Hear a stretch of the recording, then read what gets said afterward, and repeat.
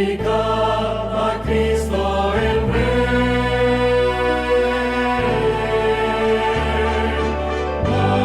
Majestad, gloria a su majestad, pues Él murió, resucitó y es el Rey.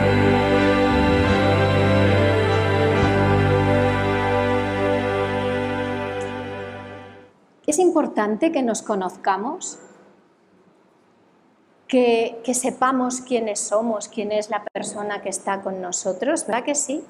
En una iglesia, un hombre al que vamos a llamar Juan vino pues de su iglesia original y eligió la nueva, se trasladó de país y fue a buscar en su barrio si existía una iglesia adventista, la encontró y entonces decidió asistir. Y un día en la escuela sabática de jóvenes, este hombre era joven, resulta que entra otro que se llama Luis, que se dice ser amigo de los amigos que están allí y que le dice a Juan que lo había conocido en su ciudad de origen y que durante muchos años se habían congregado juntos en la misma ciudad. Y Juan, por más que intentaba recordarlo, no daba con él, no tenía conciencia de una experiencia con él. ¿Y qué sucede? Que con el tiempo Juan y Luis empiezan a salir juntos, pero Juan sigue preocupado diciendo, ¿cómo no puedo recordar nada? Así que empieza a hacerle preguntas acerca de cosas, de eventos, y se da cuenta de que todas las fechas que Luis da son inexactas, que todos los detalles no acaban de ser correctos.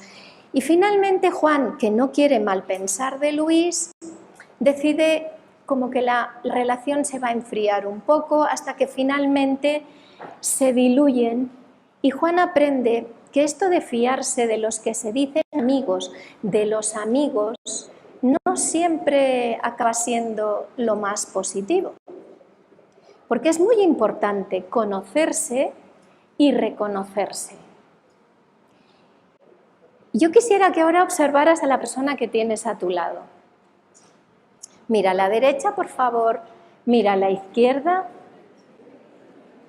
Un ejercicio de cuello que no nos va mal. Veo gestos cariñosos, eso me encanta. De que cuando ves al que tienes al lado te emociona y manifiestas tu amor. Quiero que te preguntes ahora si esa persona tú la conoces. No solo que te preguntes si te suena su cara, ¿vale?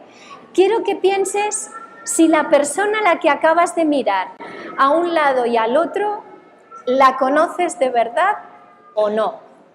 O llevas mucho tiempo reuniéndote con ella y no sabes quién es. ¿Conoces al que tienes a tu lado? Los que están en casa pueden hacer el mismo ejercicio. Ahora quisiera que os preguntarais otra cosa. Esa persona con la que habéis elegido sentaros, puede que la conozcáis, puede que no, ¿os conoce? ¿Os conoce esa persona que está a vuestro lado? ¿Qué pasaría si ahora le preguntarais a la persona que tenéis al lado, ¿quién dicen los demás que soy yo? Sería una buena pregunta. ¿Quién dicen los demás que soy yo? Y todavía sería mejor pregunta si fuéramos capaces de decirle a la persona que tenemos a ambos lados, ¿quién crees tú que yo soy?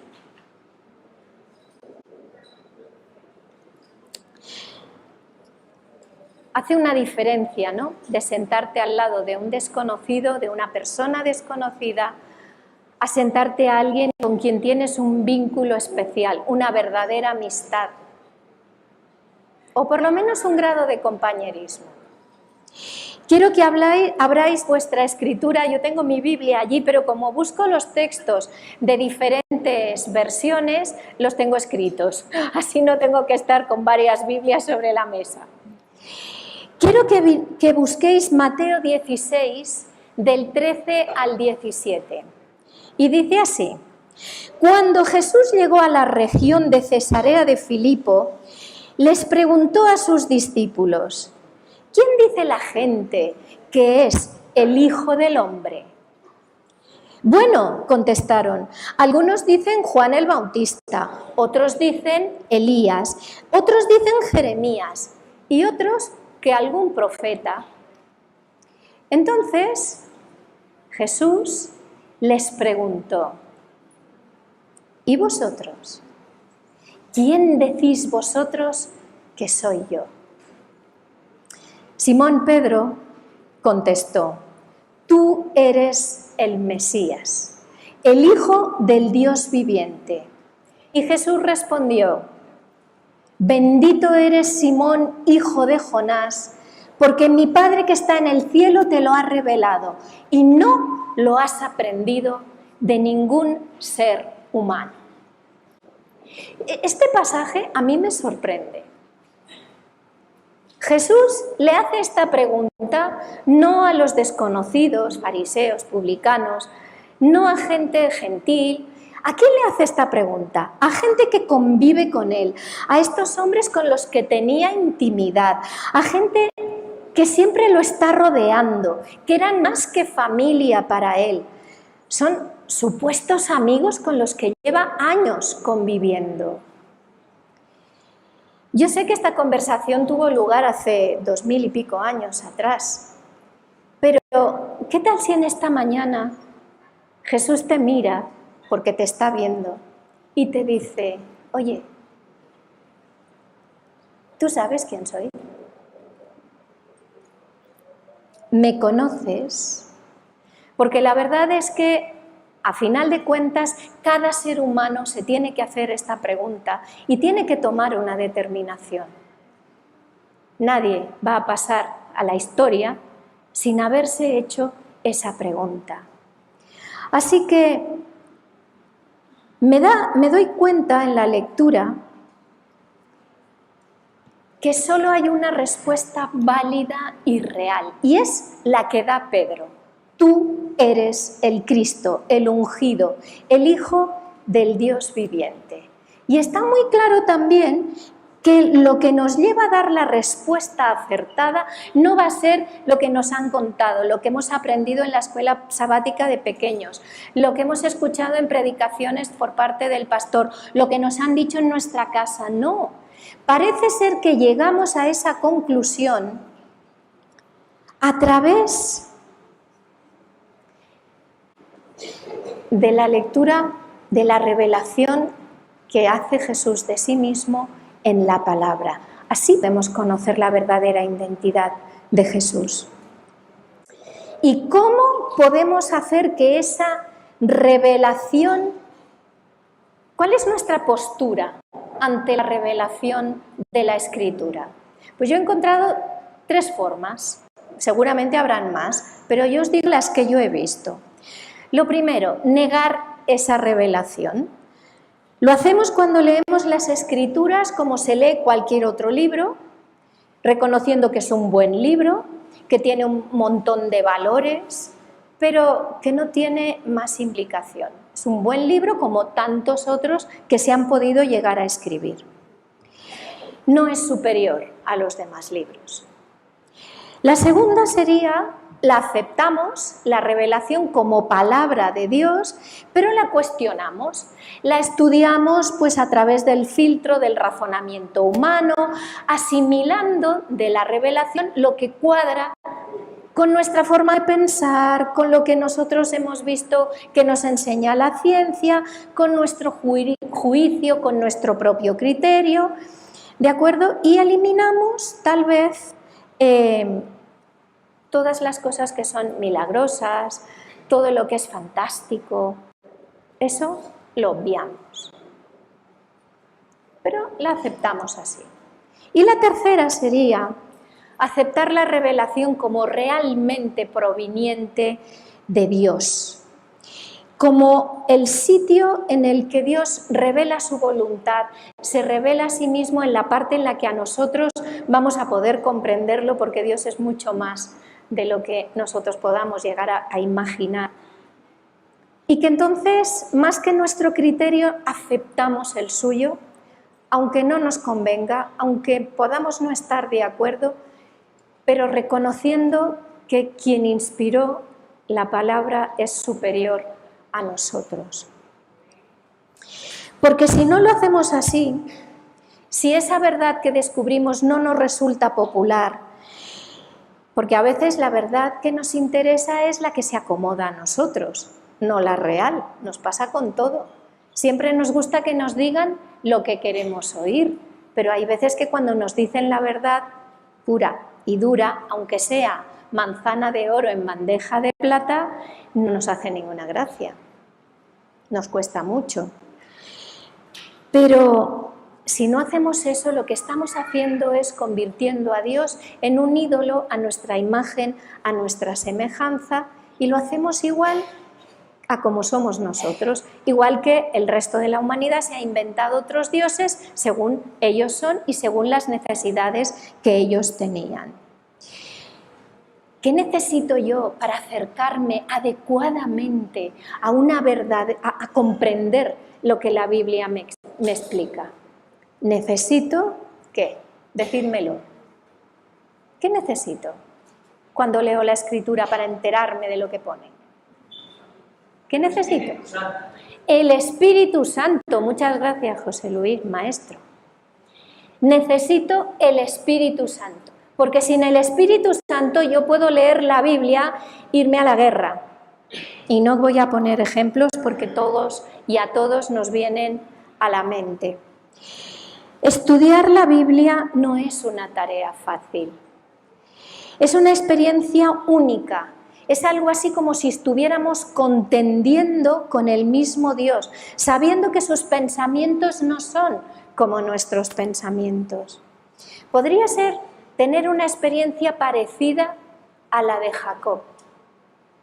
¿Qué le pasó a Jacob? Pues todos conocemos la experiencia, está en Génesis 32, del versículo 22 al 32, no la voy a leer porque seguro que nos suena a todos, pero a grandes rasgos, a manera de resumen, os diré que, sin entrar en muchos detalles, podemos decir que cuando Jacob necesitó encontrar respuesta a las grandes y fundamentales preguntas de su vida, se le presentó un mensajero celestial con las respuestas y a Jacob no se le ocurrió otra cosa que entablar una lucha con él. Y el resultado fue que Jacob perdió, en ese enfrentamiento quedó herido y que ni siquiera supo con quién había luchado. Y esa fue la prueba contundente de que había luchado, había formado parte de un combate divino. ¿Por qué te digo esto? Yo no sé si tu experiencia es como la mía, pero cuando yo intento zambullirme en la palabra del Señor, no sé si es la tuya, pero cuando tú intentas zambullirte en la palabra del Señor, encontrarte frente a frente con Él, con el mensaje que te llega de su parte, puede que también, como a mí me ha pasado, resultes herido, resultes herida. ¿En dónde? En tu orgullo, en tus ambiciones, en la manera en la que tú has construido tu cosmovisión. En definitiva, que acabes sintiéndote muy mal al contrastar y el darte cuenta de que tú no tienes la última palabra. Quizá que vas a quedar herido, quizá vas a quedar herida cuando te enfrentes a un Dios que no hace acepción de personas, que no tiene hijos de primera categoría, hijos de segunda categoría, ante un Dios que te salva porque esa es su voluntad, aunque tú no te lo merezcas, al menos yo no me lo merezco. Quizá te sientas mal cuando comprendas que por mucho que hagas, por mucho que hayas hecho en el pasado, por mucho que quieras hacer hoy en el presente o pienses hacer en el futuro, jamás, jamás, jamás puedes hacer nada para que Dios te ame más, pero tampoco para que Dios te ame menos. Tal vez te hiera comprobar que se está revelando a ti un Dios que te ama de tal forma que es capaz de respetar tu libre albedrío hasta sus últimas consecuencias, aunque éstas no sean el que tú decidas estar con Él el resto de la eternidad en su reino, como sería su buena voluntad y para lo cual ha hecho provisión amplia y suficiente. Yo quisiera compartir contigo en esta mañana brevemente lo que yo he descubierto que la palabra de Dios me revela acerca de Jesús. Espero que te sea útil. A lo mejor no te gusta lo que te voy a decir, no coincide con tus ideas acerca de Él, no está de moda, pero lo voy a hacer sin ánimo de ofender absolutamente a nadie. En primer lugar, reitero, yo veo en Jesús a una persona que no hace acepción de personas. Desde su nacimiento hasta su muerte es un hecho que podemos constatar. Desde antes de la eternidad eligió el seno para nacer de una familia disfuncional, con escasos recursos, que vivía en una ciudad muy poco recomendable. Y eligió nacer de una mujer. Y me dirás, bueno, vaya sorpresa. No, espera, en su contexto. Eligió nacer de una mujer. Tú y yo tenemos un padre y una madre humanos, ¿cierto? Porque somos humanos. Pero Jesús eligió tener una madre humana como su única progenitora terrenal, como su única fuente de ADN, para llegar a ser lo que fue, 100% hombre, sin dejar de ser lo que sigue siendo 100% Dios. Y al tomar esta decisión fue totalmente en contra de la creencia antigua que se tenía en ese momento de que solo los hombres, de que solo el Padre era la única fuente de vida del ser humano y que la mujer era solamente el terreno en el que el hombre se desarrollaba hasta que nacía. Mirad todas las implicaciones que eso puede tener, porque cuando tú consideras que una persona es solo terreno, pues no sé yo si a mí me gustaría personalmente ser tratada así. Sin embargo, en la Escritura yo veo algo que me entusiasma. Jesús trató también a las mujeres, además de a los varones, como a personas con identidad propia. Y a lo largo de toda su vida lo que hizo fue dignificarnos, dejar muy claro que no nos considera seres inferiores, ni en el plano religioso, ni en ningún otro plano, que cuenta con nosotras en su reino, que nos considera realmente una parte activa de la misión, que quiere que seamos discípulas suyas de primera categoría, porque eso es lo que somos, porque en eso nos hemos convertido al reconocerlo como nuestro Dios y nuestro Creador, como nuestro Maestro y nuestro Salvador. Porque cuando Jesús habla de salvación y cuando Jesús la ofrece, habla de salvación y la ofrece a todo el mundo por igual. No se deja a nadie fuera. Y lo cierto es que no lo hace ni pensando en su sexo, ni en el color de su piel, ni en sus creencias, ni siquiera en su cultura, porque en eso consiste su magnífica gracia, porque jamás despreció a nadie, aunque tuviera motivos para hacerlo. Lee Juan 4 del 1 al 42 cuando llegues a casa. Fíjate cómo sale al encuentro de esta mujer, cómo le revela su identidad a esta mujer, cómo la trata a la mujer samaritana junto al pozo. Fíjate que aunque ahora a nosotros nos puede parecer muy normal esa magnífica historia, en aquellos momentos no lo era, porque Jesús al proceder de esta forma estaba rompiendo barreras étnicas, religiosas y culturales. Y tú lo sabes. En aquel tiempo la mujer era considerada un ser humano inferior, era poco menos que una propiedad y tenía menos derechos que los animales. Y quiero decirte que cuando los prejuicios contra la mujer se perpetúan en los cristianos de hoy en día, cuando los líderes cristianos actúan injustamente en este aspecto, el mensaje que se desprende es que Dios es injusto.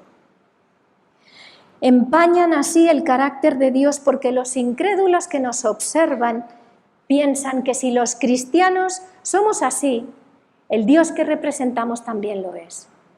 Y tú y yo sabemos que no es verdad. Dios no es injusto.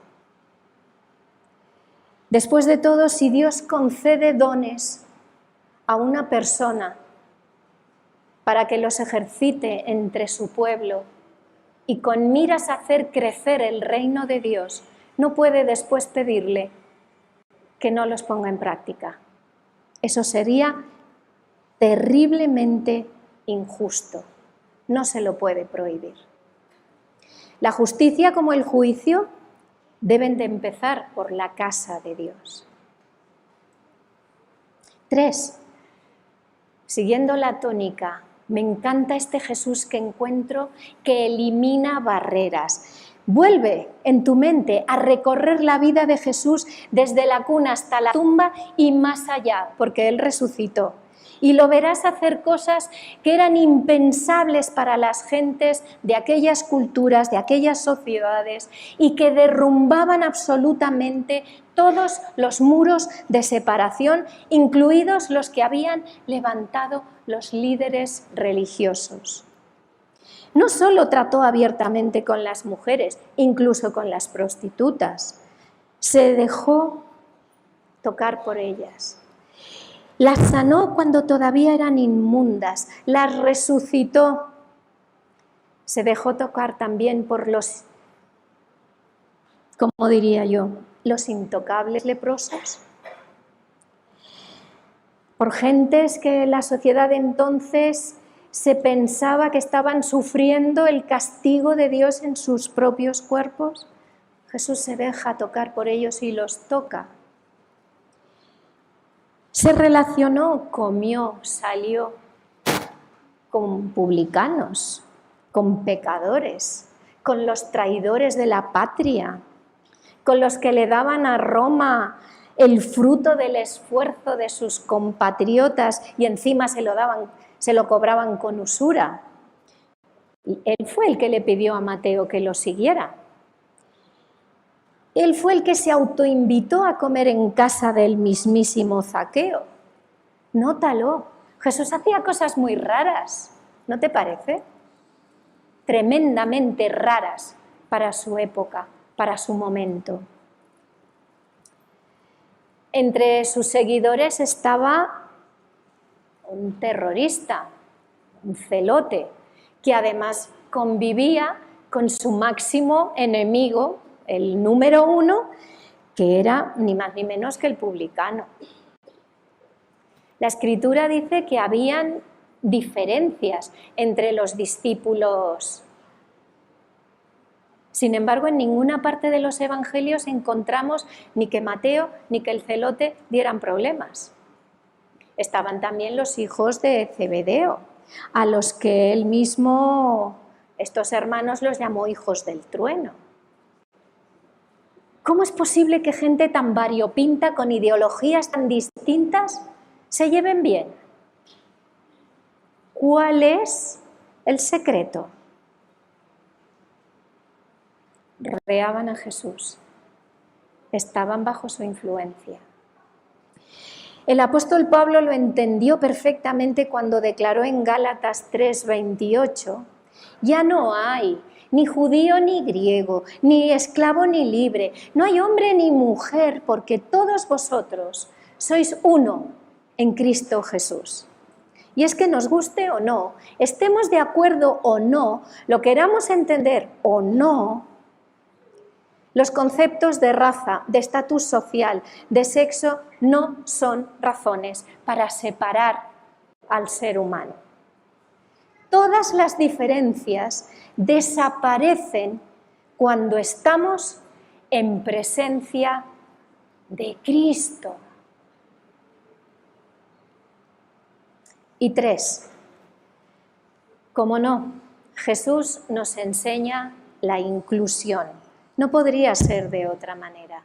Después de ver el comportamiento de Jesús y de conocer sus enseñanzas, el único camino a seguir es el marcado por él, la senda del respeto a la que lleva la humildad, al ser subyugados por su amor y por su gracia. Filipenses 2, del 5 al 8. Un consejo, no sé si decir un mandato o decir, chicos, esto es la clave, chicas, esta es la clave. Tengan la misma actitud que tuvo Cristo Jesús. Aunque era Dios, no consideró el ser igual a Dios, no consideró que el ser igual a Dios fuera algo a lo cual aferrarse. En cambio, renunció a sus privilegios divinos, adoptó la humilde posición de un esclavo y nació como un ser humano. Cuando apareció en forma de hombre, se humilló a sí mismo en obediencia a Dios y murió en una cruz como morían los criminales. Por favor, pasemos un ratito meditando en todas y cada una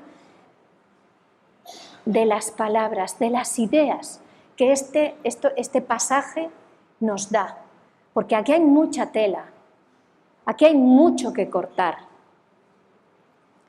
Si Jesús entrase ahora por esa puerta, te mirase y se dirigiese a ti y te preguntara, ¿sabes quién soy? ¿Qué le dirías? ¿Lo reconocerías a primera vista? Porque a lo mejor viene con unas pintas que no son las adecuadas según nuestra manera de ver. Ahí lo dejo. Tú sabes lo que conoces de Dios, lo conoces de primera mano. Lo conoces porque tú tienes una experiencia vital con tu Creador. ¿Sabes quién es Él de una forma experimental? ¿Le has dejado que forme parte de tu vida o es solo teoría del sábado en la iglesia? ¿Disfrutas de tener intimidad con tu Creador? ¿Le dejas ser a Él quien es o lo ayudas a ser a Él según tú lo ves, a tu manera, como hicieron Abraham y Sara, por ejemplo? ¿Lo ayudas a que cumpla sus promesas? ¿Cómo te sientes después de leer la palabra? ¿O vas a la palabra solo para acumular datos e información a fin de discutir mejor con otro acerca de conceptos, acerca de la figura de Dios, pero sin encontrarte verdaderamente con Dios? ¿O lo que tienes es un contacto cuerpo a cuerpo con Él? Si lo que tienes es una vivencia que abre tu dimensión personal, en la que tú sufres una transformación después de ese encuentro, que te permite, como a Jacob, después tratar mejor, llevarte mejor con tu hermano de una manera más satisfactoria, si eso hace que tú no hagas acepción de personas, si eso te lleva a que elimines las barreras que el Señor no ha creado y que no son su voluntad, entonces casi que sí te diré que te has encontrado con Él, porque no hay forma de entrevistarse con el Señor realmente sin que Él te cambie, si tú lo dejas. ¿Tienes paz aunque alrededor de ti vivas una tormenta? ¿O te dominan las circunstancias que te rodean siempre y tu felicidad va a depender del trato que los demás te proporcionen? ¿Recibes consuelo por parte del Señor y consuelas a su vez? ¿Recibes perdón de parte del Señor que te lleva a perdonar? ¿Hayas sabiduría para relacionarte con la gente, con los propios, con los extraños, aunque no piensen como tú? ¿Encuentras fuerzas para ser una persona coherente, justa y misericordiosa? Ya sé que me vas a decir que con el ritmo de vida que llevamos no tenemos tiempo ni para mirarnos al espejo, que trabajas muchas horas dentro y fuera de casa, que cuando te sientas a leer te duermes porque no puedes más. Esta tarde, quizá última hora, os voy a presentar un método que no es mío, es del pastor y profesor Antonio Martínez, un método devocional. Hay muchos, pero este está especialmente estudiado y que toma muy poco tiempo, pero es tiempo de calidad. Si nuestro encuentro cara a cara con el Señor no nos transforma en seres que reflejen su imagen, entonces algo estamos haciendo mal, porque su palabra es dinamita y sí que nos transforma. Mi pregunta es, yo no sé tú cuánto vas a vivir, yo no tengo la vida asegurada, Jesús puede volver para mí dentro de un rato. Que Jesús vuelva es una realidad. La pregunta es, ¿conoces al Dios que regresa a buscarte, que quiere llevarte con Él? ¿Lo conoces? Porque si no lo conoces, este es el momento para que salgas de aquí habiendo decidido que vas a tener un encuentro personal, a solas con Él, y le vas a dar permiso para que te revele cosas ocultas que tú no conoces, de ti, no de los demás, de ti. Quisiera que ninguna persona de las que estamos aquí escuchara jamás las palabras que pronunció Jesús y que están registradas en Mateo 7:23, y entonces les declaré, jamás os conocí, apartaos de mí los que practicáis la iniquidad. Al contrario, mi oración y mi deseo es que podamos escuchar lo que Jesús dice en Mateo 25:23. Y su Señor les dijo, bien, buen siervo y fiel, sobre poco has sido fiel, sobre mucho te pondré. Entra en el gozo de tu Señor. Que el Señor os bendiga y muchas gracias por vuestra atención.